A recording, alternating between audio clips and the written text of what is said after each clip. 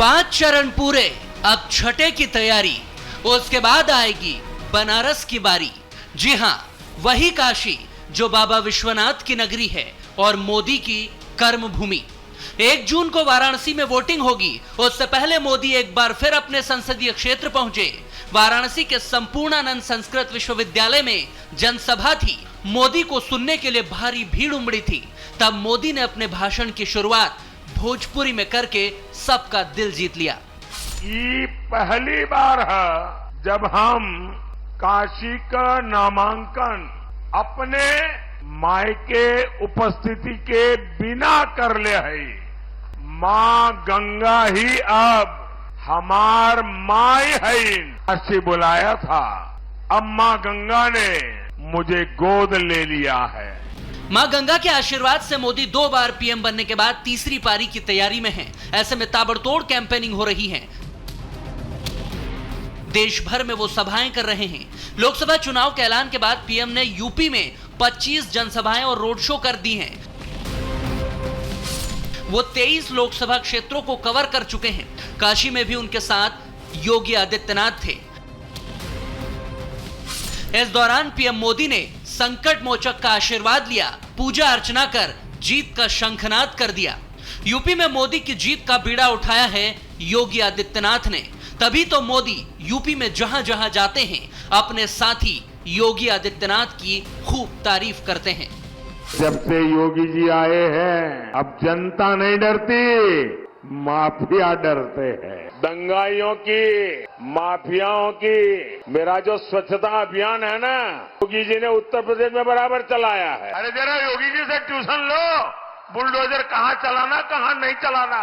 यही तारीफ विरोधियों को रास नहीं आती है। 24 के महायुद्ध में विपक्ष को मोदी से मात खाने का डर है और अब तो मोदी की ढाल बनकर योगी खड़े हो गए हैं। शायद योगी इसीलिए विपक्षियों को खल रहे हैं, क्योंकि वो खुला कहते हैं कि आएंगे तो मोदी ही। देश निश्चिंत है कि 4 जून को जब परिणाम आएगा तो जो जनता कहती है ना कि चाहे जितना जोर लगा लो, आएंगे तो मोदी ही और जीतेंगे तो। यह कॉन्फिडेंस ही इंडी के लिए मुसीबत बना हुआ है। तभी तो मोदी योगी के खिलाफ अलग अलग थ्योरीज गढ़ी जा रही हैं, ताकि फूट डालकर सत्ता हथियाने के मंसूबे कामयाब हो सके। इसीलिए केजरीवाल ने फिर दावा किया है कि योगी के दुश्मन तो बीजेपी में ही हैं। मैं योगी जी से पूरी विनम्रता के साथ कहना चाहता हूँ, योगी जी, आपके असली दुश्मन तो आपकी पार्टी में बैठे हैं। मुझे गाली देने से क्या फायदा। प्रधानमंत्री जी और अमित शाह जी आपको यूपी की कुर्सी से हटाने का पूरा प्लान बना चुके हैं। आप उनसे निपटिए ना। आप केजरीवाल को क्यों गाली दे रहे हैं बेकार में। देश की पहला राजनीतिक दल आम आदमी पार्टी, जिसके खिलाफ भ्रष्टाचार की चार्जशीट दाखिल हो रही है। देश के अंदर अगर आपको देखना है, कोई टॉप टू बॉटम सभी लोग भ्रष्टाचार में लिप्त हैं, वो दिल्ली में आम आदमी पार्टी है। केजरीवाल ने आरोप लगाया तो योगी ने करारा जवाब दिया और मोदी की जीत का प्लान तैयार कर दिया। तो कांग्रेस बौखला गई और उनके नेता अब योगी की तुलना रावण से करने लगे। जो नाना पटोले राम मंदिर के शुद्धिकरण का विवादित ज्ञान दे रहे थे, अब उन्हें भगवाधारी में रावण दिखने लगा है। भगवे कपड़े पहनकर इस तरह की बात करते हैं तो सीता जी को चोरने को रावण जब आए थे तो भी भगवे कपड़े पहन के आए थे। सीता जी को चोरने को रावण जब आए थे तो भी भगवे कपड़े पहन के आए थे। ये मेरा ये कहना है कि गलत नीतियों को समर्थन करना भगवाधारी कपड़ा पहन के, यही गलत है। जिन्होंने बाबर की कब्र पे 3-3 पीढ़ियों में जाकर सजदे किए और भगवान राम को काल्पनिक कहा, वो आके हमसे बात करते हैं। वो रावण आता है आवरण ओढ़ के, तो वो पूरी तरीके से आवरण दिख जाता है कि कौन किस चीज का आवरण ओढ़ के आया है। ये जो सांप्रदायिक ध्रुवीकरण के छलचंद्र लोग थे कांग्रेस पार्टी या उसके और जो कुनबे के लोग हैं, वो आज बौखलाए हुए हैं। आज उनमें हताशा और निराशा है। आज वो समझ नहीं पा रहे हैं कि किस रास्ते पर वो इस चुनाव को ले जाए। भगवा आतंकवाद की थ्योरी देने वाली कांग्रेस ने फिर भगवा पर सवाल उठाए तो संत समाज भी भड़क गया। संतों ने क्या कहा वो आपको सुनाएंगे। उससे पहले लोगों ने ही योगी विरोधी सियासत करने वालों को भगवा का अपमान करने के लिए जमकर लताड़ लगाई।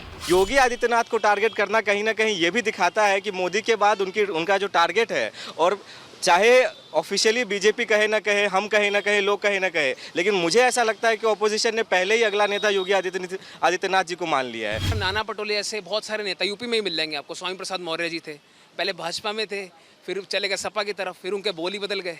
वैसे नाना पटोले जी भी 2014 में बीजेपी के लोकसभा सीट पे लड़े थे, ये भी चले गए सामने। अब क्या है, लोगों की राजनीति कुछ बची नहीं है। 5 फेज की वोटिंग हो चुकी है। जितना लग रहा है समीकरण से कि बीजेपी की सरकार इसी में बन चुकी है। हमेशा कांग्रेस ने देश को संकट में ही डाला है, चाहे वो नक्सलवाद हो, चाहे वो आतंकवाद हो। और इनकी हमेशा सनातन धर्म को लेके इनकी मानसिकता थोड़ी खराब ही रही है। और ये बयान इनकी दुर्भावना दिखाता है कि ये हिंदू धर्म को लेके इनकी मानसिकता क्या है। जब जब किसी बात की डिबेट हो वहाँ पर जरूर हिंदू मुस्लिम आइडेंटिटी वो कांग्रेस कहती है कि बीजेपी करती है, लेकिन इम्पॉर्टेंट ये है कि शुरू वही करती है। भगवा आतंकवाद से लेकर के हिंदुत्व, किसी भी हिंदुइज्म आइडियोलॉजी को डिफेम करना है कांग्रेस की डीएनए में रहा। लोगों में गुस्सा है क्योंकि यूपी में योगी कानून व्यवस्था और बेहतर सरकारी कामकाज का दावा कर रहे हैं। काशी से लेकर मथुरा और अयोध्या की धरती से जगा सांस्कृतिक राष्ट्रवाद भी लोगों के जहन में है। तभी तो काशी की इन तस्वीरों को देखिए। मोदी योगी जब भी निकलते हैं भीड़ उमड़ती है। मोदी योगी की जोड़ी ने जब रोड शो किया तो उन्हें देखने के लिए लोग उत्साहित नजर आए। ऐसे में अगर विपक्ष भगवाधारी मुख्यमंत्री को टारगेट करेगा, रावण से तुलना करेगा, तो संतों को गुस्सा तो आएगा ही। सनातन धर्म, भारतीय संस्कृति, हिंदू समाज को गाली देते देते आप अब भगवा वस्त्रों पर भी टिप्पणी करने लगे हैं, गालियां बकने लगे हैं। ये आपके हताशा को भी और चर्च मिशनरियों के द्वारा आप प्रायोजित नेता हैं, आपकी विवशता को भी यह दर्शाती है। जो रावण परिवार से हैं, 1 लाख पूत 1.25 लाख नाती जिनकी टीम है, और जो राम को हराना चाहते हैं, इनकी वही दशा होनी है जो राम जी के काल में रावण का हुआ था। संतों में आक्रोश है, विपक्ष भी डिफेंसिव मोड में है। सपा ने तो कांग्रेस के बयान से किनारा कर लिया, मगर खुद योगी ने कांग्रेस और सपा के कारनामों की धज्जियां उड़ाकर रख दी।